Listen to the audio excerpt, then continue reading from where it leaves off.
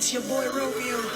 My heart deflates like a little balloon when talking about this couple. Part 1, Ryan Gosling and Rachel McAdams. Let's begin. Did you know that these two were born in the same hospital? They're Canadian. They also grew up in the same area. He is a Scorpio sun, Cap moon, Pisces rising. She's a Scorpio sun, Gemini moon, Scorpio rising. Sun, both water, risings, both water. Okay. So apparently they had very, very different childhoods. She said that she had a lovely childhood, and he said that he had a very, very lonely childhood. This is a direct quote from Mr. Gosling. He was a very lonely child. I didn't do well at school, and TV was my only friend. His mom was also a devout Mormon. He was also homeschooled after 5th grade, so that might have something to do with, loneliness. Let's do a little background. So when Ryan is 7 years old, he enters a talent show and wins. Because of this, his family puts him on Star Search. So Star Search, Beyonce was on it, so many people are on it. Britney Spears is on it. And basically it's two performers competing against each other each episode. And you get like 1 to 5 stars, right? And then they get the totals at the end of the episode. But it was really, really popular. Star Search was actually hosted by Ed McMahon, who is an iconic American media personality up there with Johnny Carson, Bob Barker, Regis Philbin. I almost said Carson Daly. What? I'll throw you in there, Carson. Also Casey Kasem, a bunch of really iconic late night or game show hosts, just American personalities. I know like Britney and Beyonce, I think she went on with Kelly Rowland too. They were like 11 and they didn't win. But Ryan Gosling won. And he says that he did win some regional fame because of Star Search, but especially because in his talent competition, I mean, he really went for it. It was very silly. It was a little ridiculous, but I love it. It's full of energy, and I have a clip of it, and I'll show you. Now, I warn you, it's the cutest thing in the world.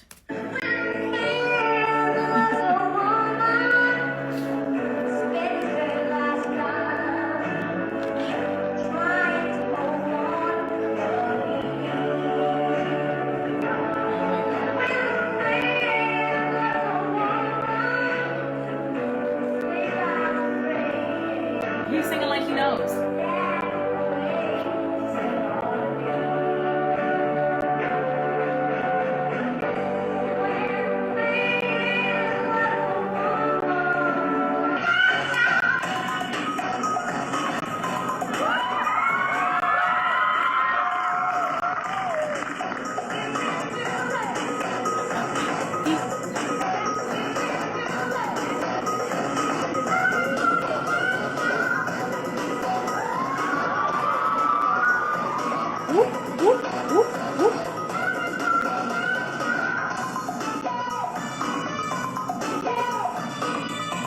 He's serious about it too. He's not playing any games, just sports. Hey!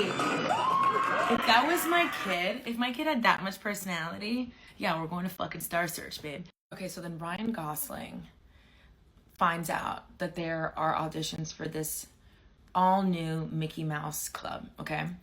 And he goes and he books that too. And it's the iconic, I mean, you've heard about, Christina Aguilera was on it, Britney Spears is on it. That's where she met Justin Timberlake, and Jessica Simpson auditioned, but she auditioned after Christina Aguilera. And in her book, open book that I read in 4 hours, I devoured it. She says that when she was waiting for her audition, her and her mom are watching Christina Aguilera, and they just like, no. And her mom's like, just do the best you can. I'm like, please. Years and years and years later, she sees, when they're adults, she has a kiss with Ryan Gosling. And after they kiss, Ryan Gosling takes out his phone and starts texting. And Jessica Simpson's like, I hope that's not another girl. Like, was that a bad kiss or something? Like, did I use too much tongue or whatever? And Ryan Gosling goes, no. I had a bet with Justin Timberlake when we were 12. about who'd be the first one of us to kiss you. And I just texted him that I won. And Jessica Simpson was like, okay, yeah, I'm never fucking kissing you again. So that's done. Can you believe? Ugh. So Ryan Gosling seems headstrong, very headstrong from the start. He really wanted to be a grown-up now. You know, he really wanted to pursue acting. He wanted to be an actor now. He has this quote: a lot of kids feel like they got forced into being a child actor, but I wanted it because I wanted to be an adult.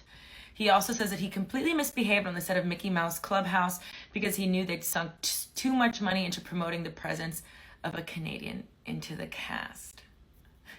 So he knew he was untouchable.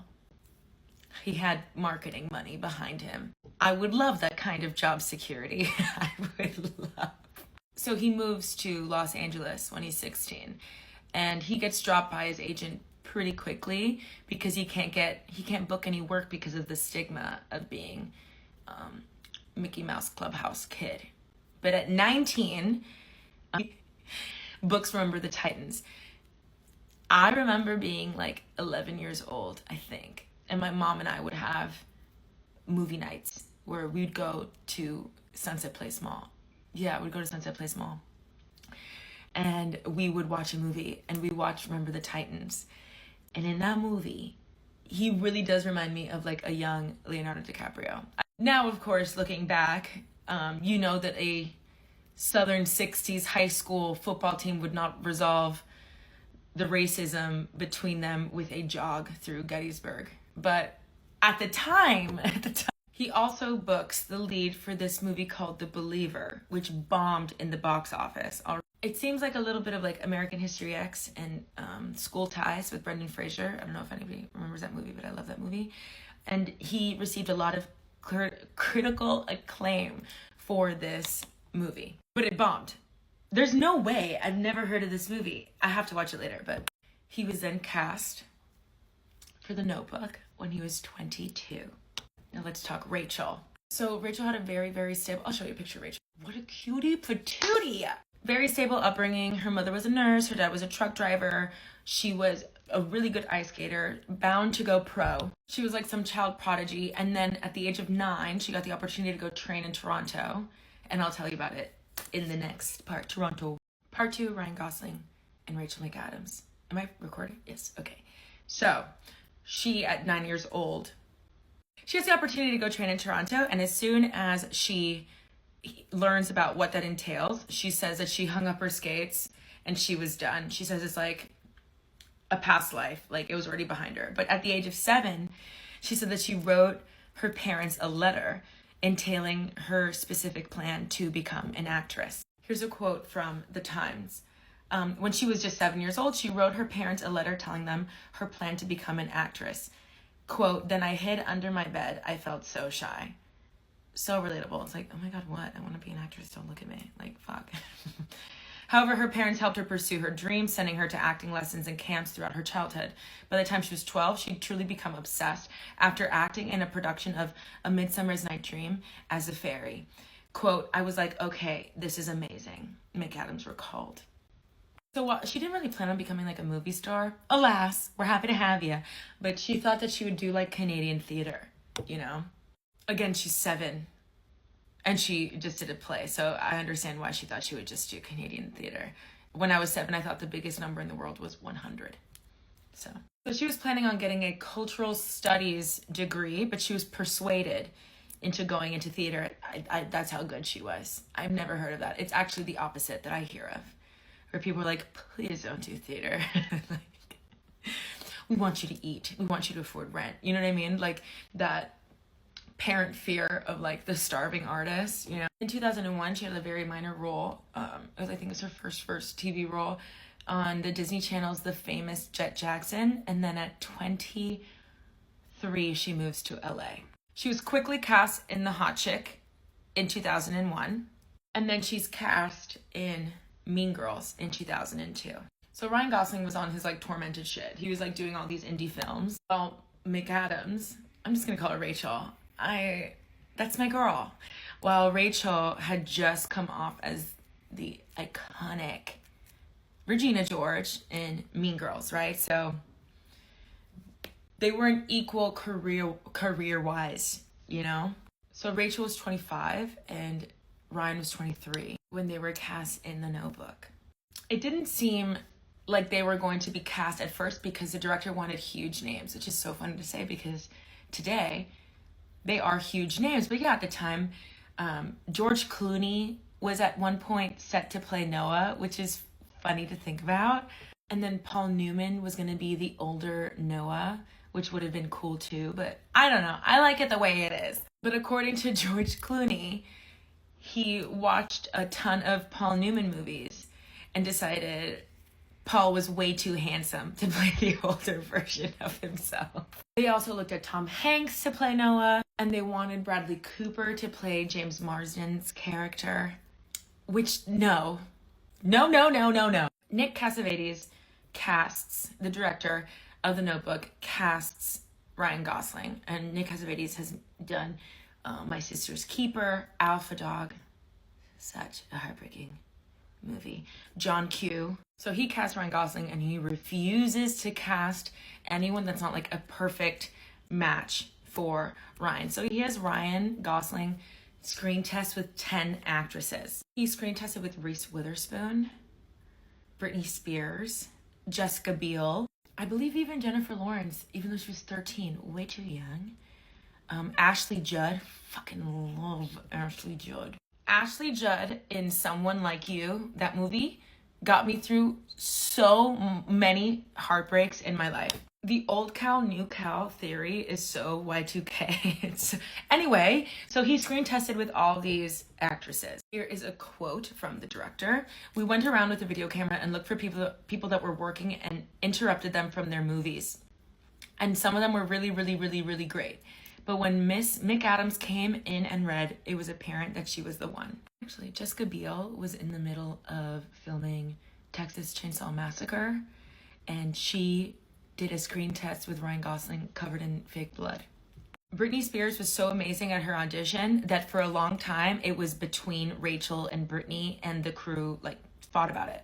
I mean, if you read her book, you know that, and that she didn't want to do acting after Crossroads because she got lost in the character for a long time, and her Crossroads character, Lucy, she couldn't separate the two for a while. But anyway, get ready for fingerprints. I don't care. Okay. You ready to go? I love her. Rain's coming in. I'm not staying. I tried to call you to tell you that I wasn't going to stay, but nobody answered the phone. Look, Nolan, I can't be here. Not the way I feel about you. It's not fair to Lon.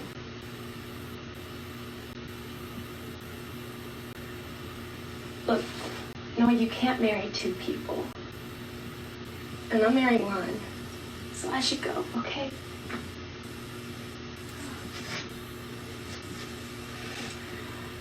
I prayed for you to die.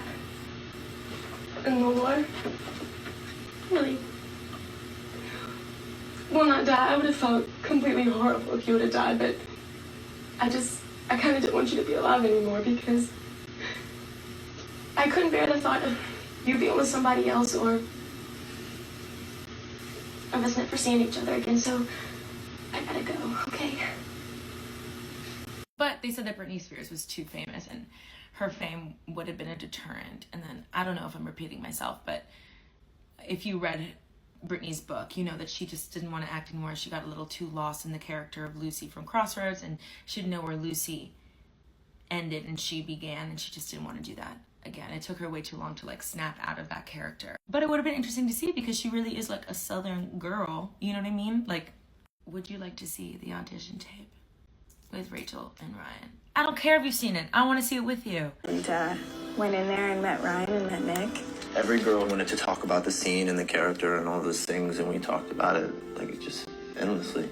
But Rachel came in and we said, "Do you want to talk about it?" She's like, "No." We're like, "Nothing. You don't want to?" She's like, "No. Just let's do it." You know, for so many years, all I could think about was you. My long lost love. So we sat down, did the first scene, and Nick was like, "Okay, let's do the next scene." And we did the next scene, and we were all sort of crying, and Matthew Barry, the casting director, was filming, and he had to stop and get a tissue and stuff. It was really nice. She was just really prepared and really like ready to try anything and unintimidated. And then we did the third scene, and it was pretty electric. I will always love you, no doubt. There was just a feeling there, just everything sort of fit and everything worked, and it was the best audition experience I've ever had. And I just walked out of that room, and I was just in another world. Like It's called chemistry, kids. Oh, you can't teach that. But they hated each other on set. They did not like each other. They were always at each other's throat. Oh, the old enemies to lovers trope. I'm a Cancer, so it's enemies to mortal enemies tropes for me. But here's some Notebook fun facts. He worked under a carpenter for a couple months before filming The Notebook and made some furniture, and some of that furniture is even in the movie. And Rachel took some ballet classes and etiquette classes. I rather shit out a pine cone. Anyway, but they hated each other so much that at one point Ryan begged the director to fire Rachel. This is a quote from the director. "Maybe I'm not supposed to tell this story." He said this to VH1. "I'm not supposed to tell this story, but they were really not getting along one day on set. Really not. And Ryan came to me, and 150 people were standing in this big scene. He says, 'Nick, come here.' And he's doing the scene with Rachel, and he says, 'Would you take her out of here and bring in another actress to read off camera with me?' And I said, 'What?' And he says, I can't do it with her. I'm just not getting anything from this." Okay, so anyway, they're filming. Ryan and Rachel fucking hate each other. It got so bad that for some like reaction shots of his, you know, when they film him and they're supposed to be interacting and it's just camera on Ryan, he disliked her so much that he would have somebody stand in. He'd rather someone else that's not part of the cast, that's not his leading lady, stand in because he couldn't bear to look at her. So here in the rowboat scene, they were fighting so terribly that they had the director opposite of them. So they weren't in the boat together. I just giggle. I kick my feet and I giggle because I know what's going to happen, you know? But this is why when you watch Notebook, when they're on the boat, it cuts from character to character because they're not on the boat together. One day the director's like, okay, this is enough now. I guess it got to the point of like babysitting. And he told Ryan and Rachel to go into a room and just have it out. And he stood outside the room and he just heard them screaming at each other. And then Ryan said that he had a lot of respect for Rachel for standing up for her character, whatever the fuck that means. But Rachel says that they definitely had a lot of creative discussions during the filming of this movie. But after they voiced how they felt, it was like smooth sailing on set. Gosling says this about filming together. We inspired the worst in each other. It was a strange experience, making a love story and not getting along with your co-star in any way. Even so, I'm glad they powered through and were brave enough to give us one of the most iconic. I wish more than anything, you could see that kiss through my freshman in high school eyes, and there was nothing more I wanted in the world than that kiss, this kiss. You know what it was? It was the first time, I think, that I witnessed yearning, or that I was able to recognize what yearning was, because I was like 14. To be seen and to be who you are, like silly and goofy and young and spontaneous, and you yearn for another person that saw that in you and like loved you for it. Like, it's just the teenage soul. Here is a quote from the director about that scene. "I didn't need to direct nothing. These kids were on each other, and I think a lot of it was character, but a lot of it was ... They wound up together for many years after that movie, which is ... I don't know if I'm proud of it, but I think it's fantastic that they found each other like that. And I think that was the moment, because they weren't together before that kiss, but they were together after that kiss. So maybe that was one of the deciding moments." I just need a minute. Okay. So The Notebook comes out in 2004, same year as Mean Girls. So she was like a solidified superstar. And this movie was, it was all we could fucking talk about. But they did press for this movie separately because they didn't want anyone to pick up on anything between them, any tensions of any kind. Sexual tension. Oh, what I would give for a little sexual tension in my life. Stop, don't look at me like that. What's wrong with you? Have a little decorum. During this press tour, somebody asked Ryan if he was single, and he said yes. So maybe they weren't like official. I don't know. But they did do this one interview together, and it's very awkward, and I'd like to show you. Let's cue the laptop. Okay. Well, that endures the test of time. Now, the columnist Liz Smith says these kids generate a passion on screen that belies the PG-13 rating. One kitchen table coupling, she said, had to be cut to preserve that rating. We will ask them Kitchen about table that. Ryan Gosling scene? and Rachel McAdams for joining us. Now, it's a pleasure to have you both here. Thanks for having me. Something that I've done this program a long time, something I've never asked about. And this movie's not that steamy, but there's a real He rips the pantyhose off her. affection that develops, obviously, on screen between the two of you. But you don't know each other when you begin the movie, right? And yet you're going to have to do love scenes together. Yeah. So how do you get to know one another? Well, you just, you have love scenes in your private time. That's not true. No. No. But I mean, it's because it's sort of it makes you sort of like mildly uncomfortable, I would think. But how are we going to do this? Do you sit down and have a conversation about it? Sometimes, yeah. Most of the time we would have a conversation. How are you going to do this? How am I going to do that? Or Well, sort of. what's your sign? Or He knows. or Your how favorite about color? the Knicks? I mean, what do you do? What did we do? I don't know. What I is think this I guy was more doing? nervous about it than she was. She was kind of, you were really comfortable. I was. I mean, Was that I just me, or sort was of. that Yeah. I knew he was going to be a gent. I mean, I was pretty sure he was going to be a gentleman. Oh my god. They were 100% already doing it, right? Like, they were doing it. Tefi grew up, no! Or they had at least done it like one time. Whatever, doesn't matter. So they began dating in 2005, according to an Elle interview in 2007. Rachel McAdams said that they had started dating way after The Notebook was no longer in theaters. Ryan Gosling, I almost said Ryan McAdams. I would love if he had taken her name. 2 years later, I saw her in New York, and we started getting the idea that maybe we were wrong about each other. McAdams confessed that she never expected for their relationship to turn romantic.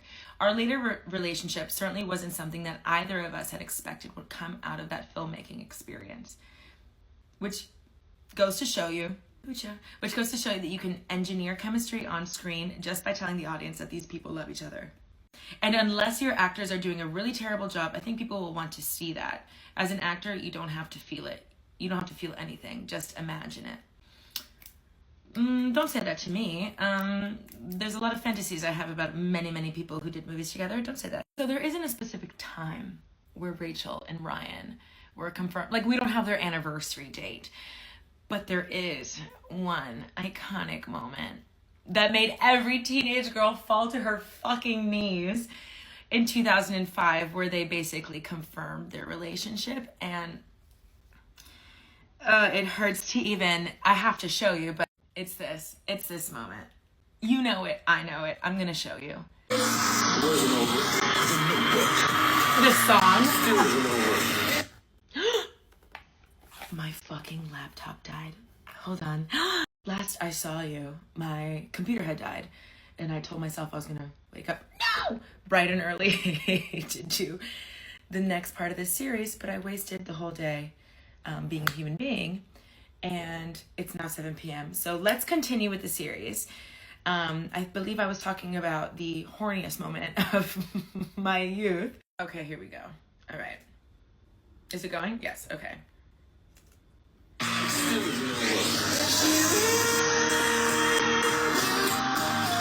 The song.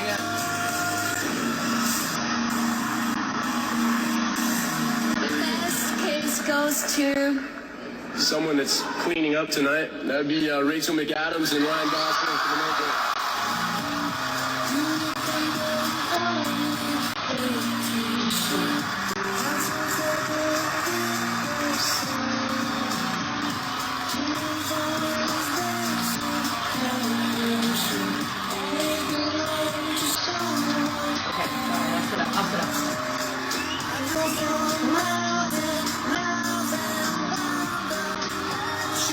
Oh, jacked. Okay. Oh my gosh.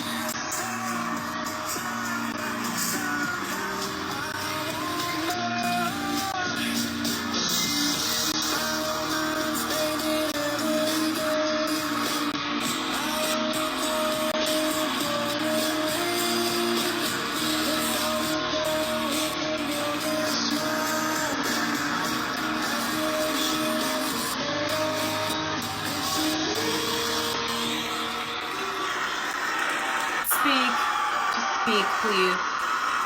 Just say thank you. Love him and leave him, huh? Get up here.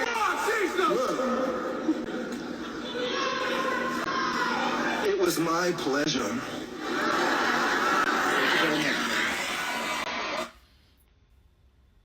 Okay.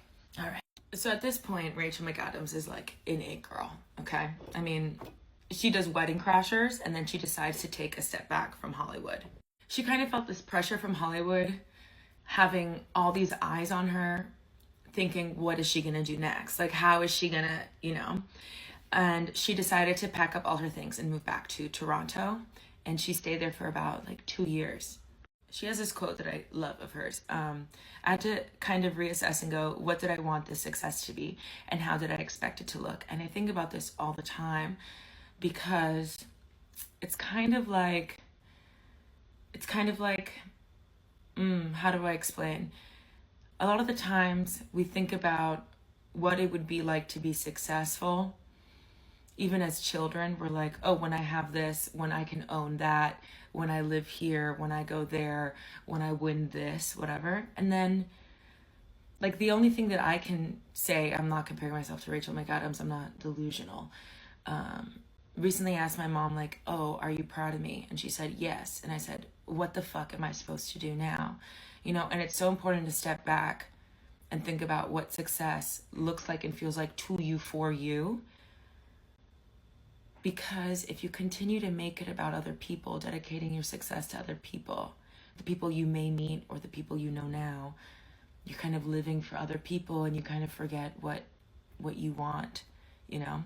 And I think once you reach a certain level of success, the freedom of being able to do whatever you want with it is probably very scary. She then buys a green stone.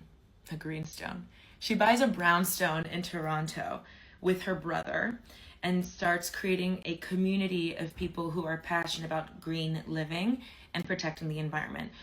Her and Ryan are doing long distance. He's in LA. The majority of their relationship is really, really private, but there are little glimpses of their relationship. Here they are talking to Al Gore in the year 2000 as a Floridian. That was a really, really exciting year. And when he would visit her in Toronto, they were seen taking cute little walks together. Look at her mittens. They're perfect. And here they are doing some kissing. They gush about each other on red carpets. This is a quote from Rachel. He never does the same thing twice. He's very brave. I don't think he sees the point unless he can find out what he's made of every time. That is so romantic. And then he says about her on another red carpet, she doesn't need any help from me. She's inspired me to do so much as well. But people do Rachel and me a disservice by assuming we were anything like the people in that movie. Rachel and my love story is a hell of a lot more romantic than that. Okay. I'd also like to note that he said that after they broke up. Okay, let's talk about the breakup. Okay, so here they are at the 2006 Oscars. Can you believe how beautiful she is? Okay, if you don't think I've noticed all the noises my mouth makes when I'm talking, It pisses me off too. Before you even say it, I know it. Okay, so at this point they had attended a lot of red carpets together, but then people started noticing that she was absent for a couple, like the Independent Film Spirit Awards and the Academy Awards, even when he was absent. Even though he was nominated for Half Nelson, she was still not present. At a screening of his film Fracture, which is such a good movie with Sir Anthony Hopkins. If you have not seen the movie, I need to put together a movie list for everybody, because I can't believe you're just walking and talking around in society without having seen these films. But anyway, at a screening for this movie, they asked him on the red carpet, "Are you and Rachel still dating?" And he said, "No idea, no comment." Well, I don't like that. Also, this is 2 months after Brittany had shaved her head. I was in such a delicate place. Not to make this about me, but like at 17, what isn't about you? You know what I mean? Sources, Kris Jenner, to the couple, close to the couple, said that Ryan is really controlling. He has been directing her life, including her career choices, and that can get old. And then in October 2007, I don't know if I believe that or if I want to believe that. Anyway, in October 2007, he does a GQ interview and he confirms that they've broken up. At this point, it's like 20 Saturdays after Britney Spears had shaved her head. I was still fragile. But he hinted that fame ruined their relationship. When both people are in show business, it's too much show business. It takes all of the light so nothing else can grow. In the same interview, he says, "The only thing I remember is we both went down swinging, and we called it a draw." Don't cry. Stop it. So apparently fans of The Notebook were like furious at Ryan Gosling. Okay, so he says in this interview, "Women are mad at me. A girl came up to me on the street and she almost smacked me. Like, how could you? How could you let a girl like that go? I feel like I want to give people hugs. They seem so sad. Rachel and I should be the ones getting hugs. Instead, we're consoling everybody else." Like me just now when I started getting emotional. We're sick. We're a sick society. I mean, God bless The Notebook. It introduced me to one of the great loves of my life.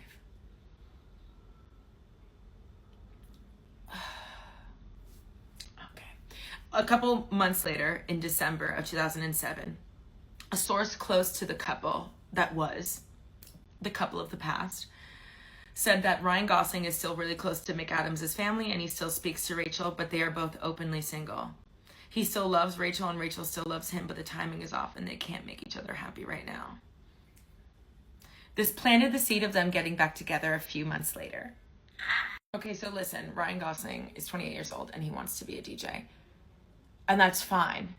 I mean, he could have gone the improv route, and we all know that guy. No, babe, totally sign up for your UCB. It's so Rachel goes to Ryan Gosling's DJ premiere. What's it called? Like his first DJ set. His unveiling. What's it called? His debut. Okay, and People magazine is like, what a supportive ex. But then these photos come out. The photos I'm about to show you, if you are in a sensitive place, don't even. This couple that was pretty short-lived rewired my brain chemistry. I was too much of a sponge at 17. I was too much of a sponge. And I was like in a terrible, like, please, I know this is crazy, but my boyfriend as a teenager was horrible. So I was like, okay, you'll look at these photos. So after his DJ debut, everyone's like, what a supportive ex. They're still such good friends. The next month, these photos come out. Free me. I love love. I just love it. Stop. The holding of the face, stop. These photos and the ones with Lana Del Rey's ex healed me. The ones of Kirsten Dunst and Jake Gyllenhaal wounded me in the worst way. I never want to see those ever again. I never ever want to. I love Kirsten Dunst. Do I want to see her eat a salad? Give it a Google. Kristen Dunst eating salad with Jake Gyllenhaal. Horrible. Can you imagine? Out of all the like diner with boyfriend celebrity couple photos, those are yours? When these exist? Please, no. If I'm ever romantically doing kissing with somebody ever again in a monogamous state, I want to recreate these photos. And then Kristen's too. And then they broke up after this. I don't think they broke up in the car right after this, but that was the it. That was the it of it. That was the end of it. They just left us with this and ended it without even talking to me. As parents do when they're gonna divorce. When they sit you down and they go, sweetie, and I'm like, no, no, no. No, no, no. In 2011, Ryan had already been seen kissing his now wife, Eva Mendes, Latinas. Spoke about his ex, Rachel, once more, revealing he hadn't met anyone who could top McAdams or Sandra Bullock, calling them two of the greatest girlfriends of all time. Yeah, he dated Sandy B. Can you imagine starting to date a guy? And I'm like, who are your exes? Like, who did you date before? Me? This guy. In middle school, this guy and I did a kiss. And he's like, oh, Sandra Bullock and Rachel McAdams. Oh! Oh! Okay. Apparently they are on very friendly terms because in 2016, Rachel McAdams mentioned that she would love to work with Ryan again. If you ever catch me ever doing anything with anybody I've ever dated or held hands with once in my life, know I'm being held against my will and my family is in danger. Please. Everybody that's friends with their exes, love that for you. Lesbians don't count. You guys are sick. You should not be friends with all your exes like that. Not after what she did to you. No, no, no. They're like, she set my house on fire and she stole my cat and my hamster, held it for ransom. And she's one of my best friends now. Why? Why, girl? Hey, honey, why? Okay. Now, presently, Rachel is in a long-term relationship with a famous screenwriter, Jamie Linden, who wrote Dear John, and many others that I don't know off the top of my fucking head, whatever. And then Ryan is married with children to Eva fucking Mendes. He did pretty good. Ryan's roster is good.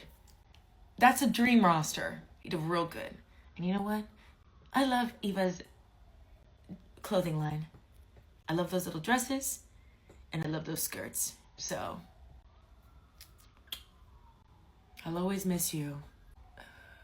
But trying, Rachel.